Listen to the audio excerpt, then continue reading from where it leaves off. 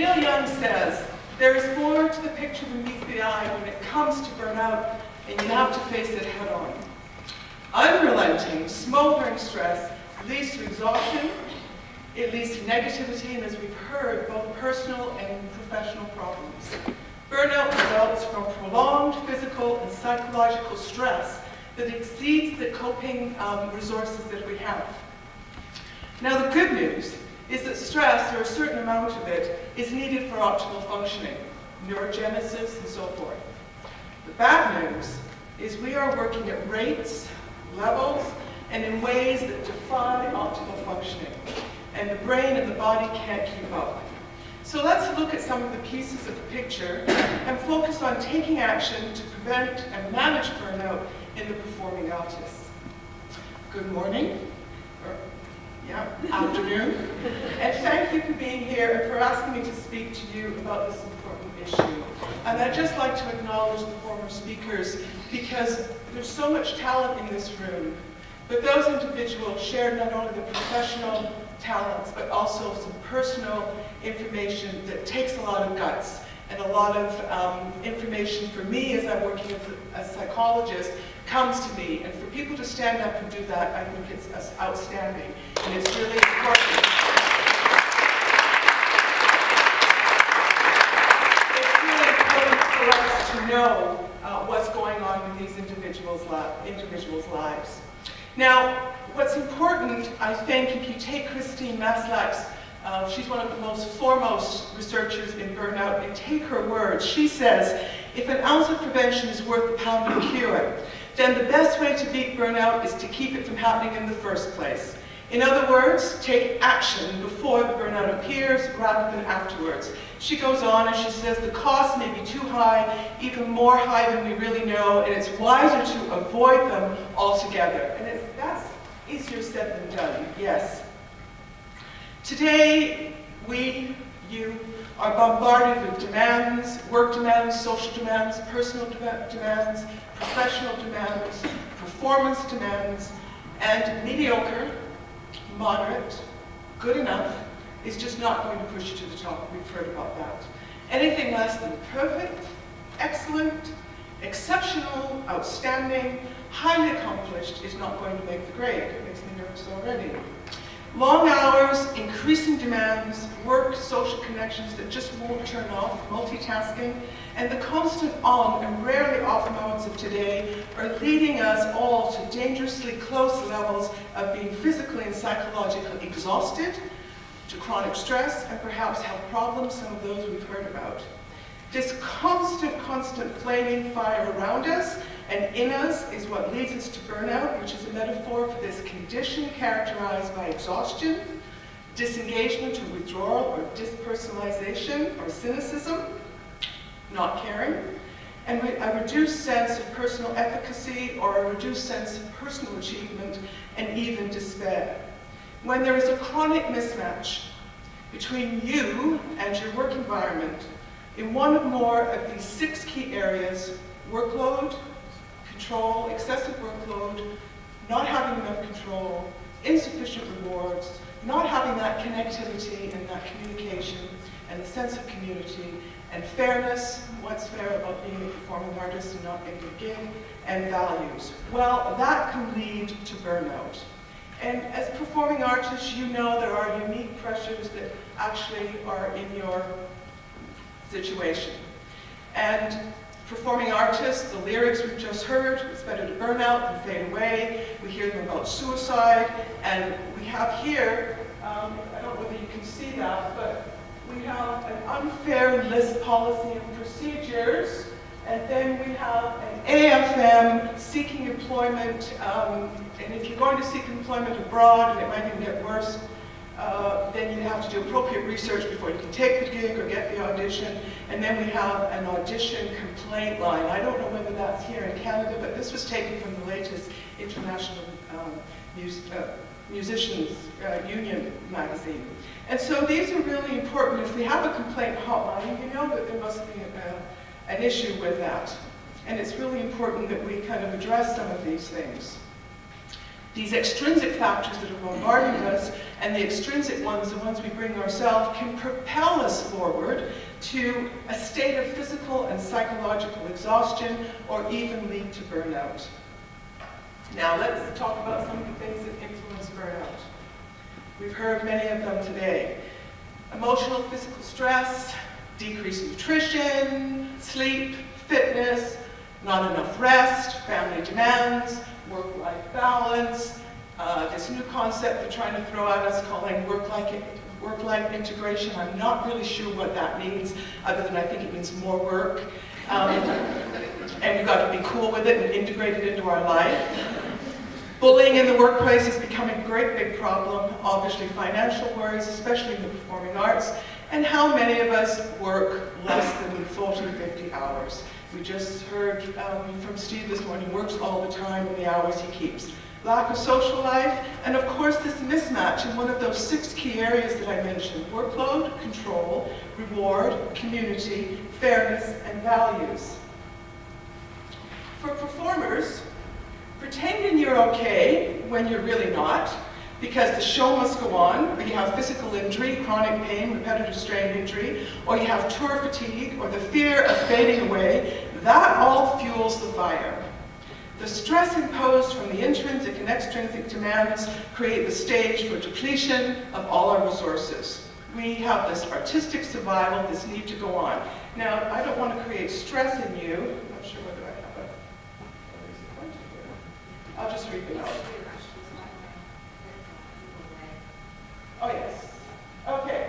So this chalk point here says, repertoire will not be given over the phone. Only highly qualified applicants should apply. Second one says, a limited number of highly qualified applicants will be invited. And then this other one says, only, get this, only the most highly qualified applicants will be considered. And then the last one is in capital letters in bold, only highly qualified applicants should even look at that ad. And before you even get to the audition, you're already stressed out. Why should I apply if I'm already feeling really uncomfortable about myself? And some of the warning signs we need to be on guard about. Warning signs and symptoms: fatigue, check. Injury and illness, repetitive, check. And chronic anxiety, check. Cynicism, yeah, I don't care anymore. Forgetting, well, check, check, check.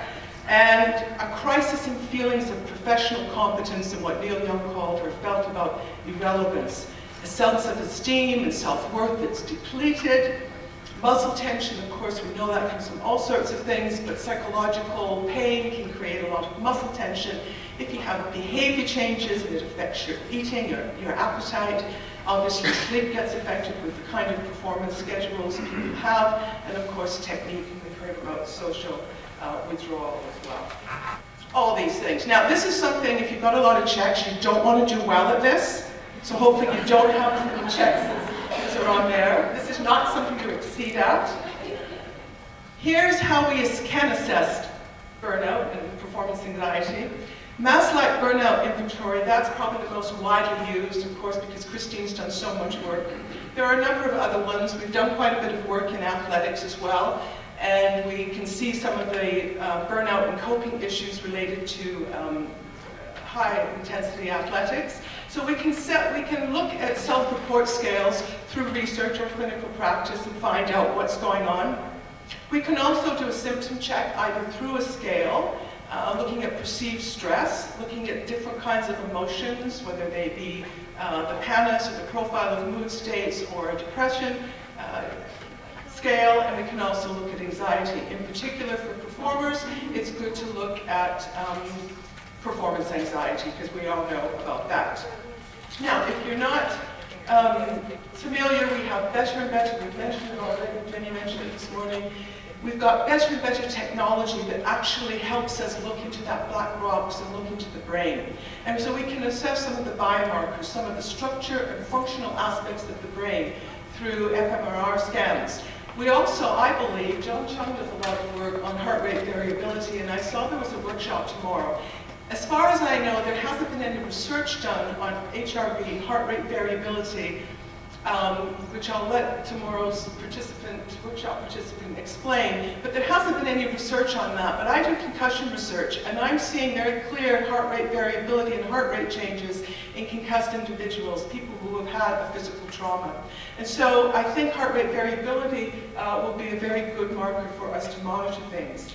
If you're not familiar with the International Classification of Diseases, that's what physicians can use to actually identify burnout. There's a very weak and vague definition about exhaustion, but we have something that's called the Z73-0. I like that, Z for snoozing because we were sleeping a lot, and 0 because we're burnt out. So we can remember that it's a Z73. But if you're not a clinician, or if you're not working in that area or doing research, how do you tell yourself? Well, you know yourself, be aware. Take a check on how you're behaving now, what you were doing before, maybe check in with a significant other who you trust, go and see a physician, do some self-awareness, because I think it's really important for us to identify these things before we can get to the right person. The body's general reaction, according to Hans Selye, the great Canadian physician, says that what we do, we actually use fear, and we either flee or fight from the tiger or from the stress that's around you. And when our stress levels exceed our resources to cope, our resistance in the body's homeostasis comes out of balance. It diminishes, and we start to see the impact on our thinking in a variety of ways, our memory, our attention, our problem solving, how we plan to put things together.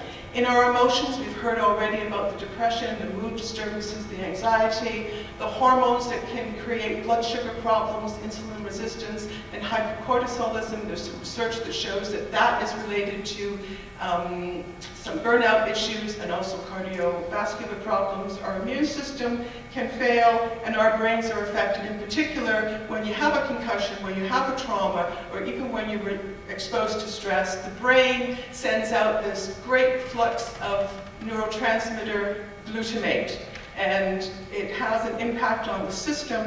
And what some of that can do is it can create problems in terms of the connectivity levels in our brain. We know from the fMRI studies that our brains are affected by this great stress, and our brain centers really actually fry their connections once we're exposed to a lot of stress. This neural connectivity is reduced, and there's also cortical thinning. We have actual research that shows that there's a relationship between burnout and connectivity problems and cortical thinning. We also have research that shows there's reduced gray matter, and that the amygdala, the brain center that is responsible for us experiencing emotions. So when you're standing up here, you're nervous, or you're sitting out there and you're laughing, information is being processed through the amygdala, and we see when we're under stress that the amygdala can be enlarged, and then it modulates the higher functioning cortex, and the connectivity is reduced. So the brain is stressed, and parts are hyper-aroused, and it has difficulty regulating itself. And there's some preliminary evidence that we can see neuroinflammation in the brain. Now, we don't know right now whether it has a protective or it's harmful, and we are still looking at that, but we know how bad inflammation is in the rest of our body, but I can't say that this neuroinflammation is what's causing some of the problems. Maybe some of you know better than I. Now, when it comes to burnout, there are not very many pieces of research out there. Quite a bit done on athletes, but not very many conducted on performers. One of the first ones that has been conducted is by Benjamin Stocking at Tennessee University. He just completed his doctoral dissertation, and he shows very clearly that performance anxiety, are we surprised, is clearly related to burnout, explaining 22% of the variance. It's positively correlated, so if you have a high deal of performance anxiety, we've heard about it, gun to my head in the morning, I'm worried, you're going to perhaps experience burnout if you're not careful. Coping is related and explains over 13% of the variance, as well as coachability. Coachability is if you are open to feedback, to criticism, good criticism, and you're open to teachable moments, then you're more likely to be immune or not have a burnout response if you're open to good feedback and not get very defensive. But we also know that those of us that may be perfectionistic and have coping difficulties, then we are more prone to have burnout. And in this particular study, it showed that the combined effect of perfectionism and coping explain 15% of the variance. Now, I think there are two systems that need quelling, in my opinion. First, the central nervous system. And second, which you probably sometimes don't hear about this, is the societal or the cultural system that fuels the fire towards burnout. Because if you noticed earlier, I said burnout was a problem with a mismatch between the person and the job. It's not your fault. It has a lot to do with the job and the environment. And I guess that's the good news, because we always blame ourselves, especially as performers. I know you do that. So one system is actually fighting for its life. The other system is adding fuel to the fire with amplified work demands, toxic and unsupportive work environments. Now, what if we could manage this? What if we could actually regulate this? Well, I think we can, and I'll put it to you. Building resilience or effective coping at the individual level, at your level, personal level, can help us prevent burnout and also help us to manage exhaustion and help with recovery from burnout if we happen to get it.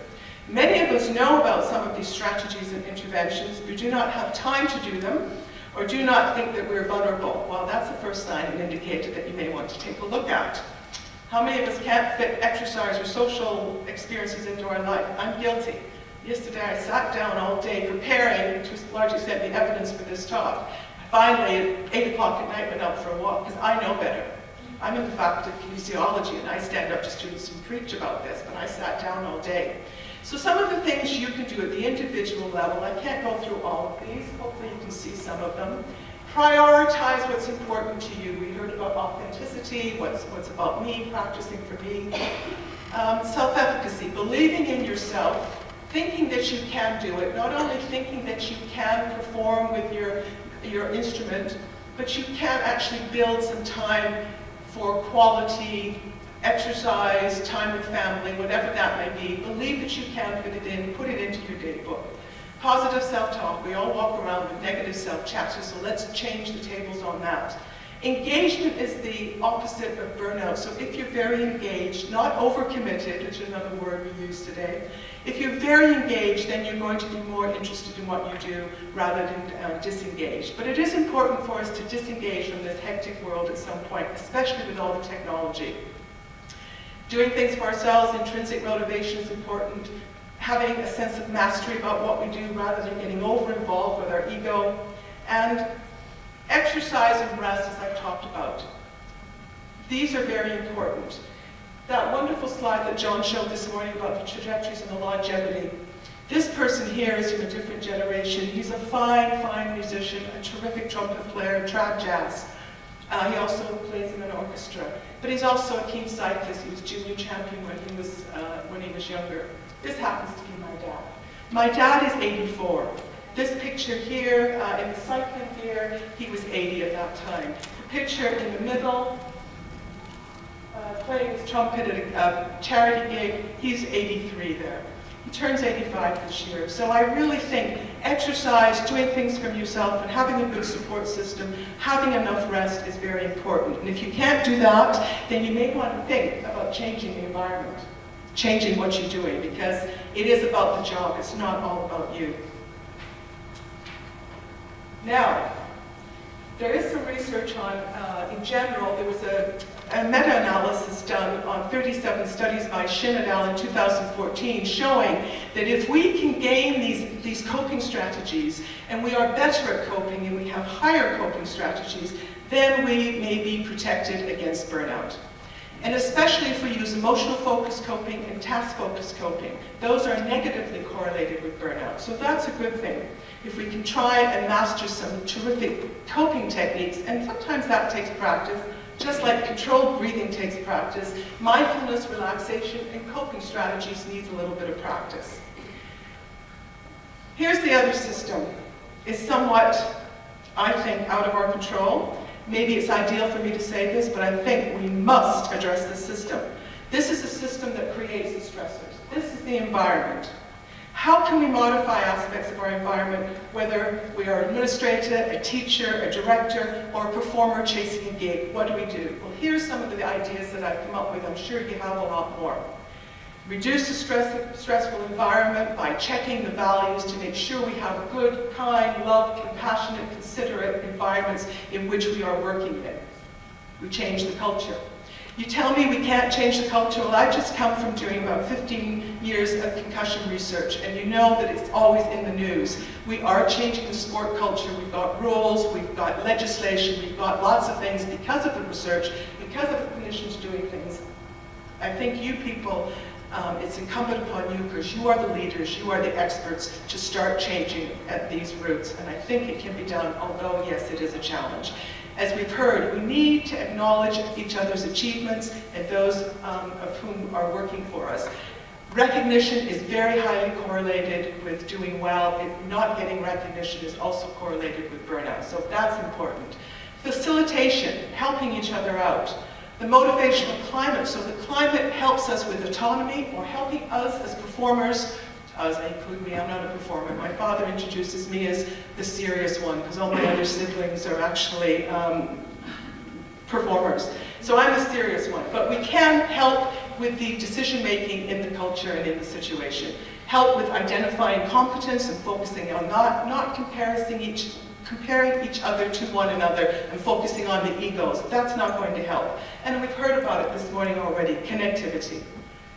Power imbalances, we've got to get those in check. We see what's happening in the United States. I don't want to make a downer, but you know what? That is bad news. If we can't have that kind of environment here in Canada, and we can't have that in our teaching classrooms and in our studios, because that will create some kind of problem as well. We need to have respect, dignity, and fairness in our situations. We need to build community, and we need to have realistic expectations, not only of ourselves, but of those who are working with us, for us, and under us, and not the kind of situation that unfortunately, Nancy, you experienced when you were younger. That's not appropriate. And what we're doing now, we have education to provide us. So, in conclusion, the lights, performance, and stressors can lead you into the dark hole of burnout. Once you're gone, as the lyrics say, it's hard to come back. Part of the action is a call to action to change the intricate and involved, interwoven systems in what we're working in the performing arts from both sides. Now, it's important. You are the leaders. I think you lead the way, and I think John Chung's doing a fabulous job of making this call to action. You can do it. I try to do it. You try to do it. We can do it together. It's going to be better. We must do it. I raise the challenge to all of you. Thank you.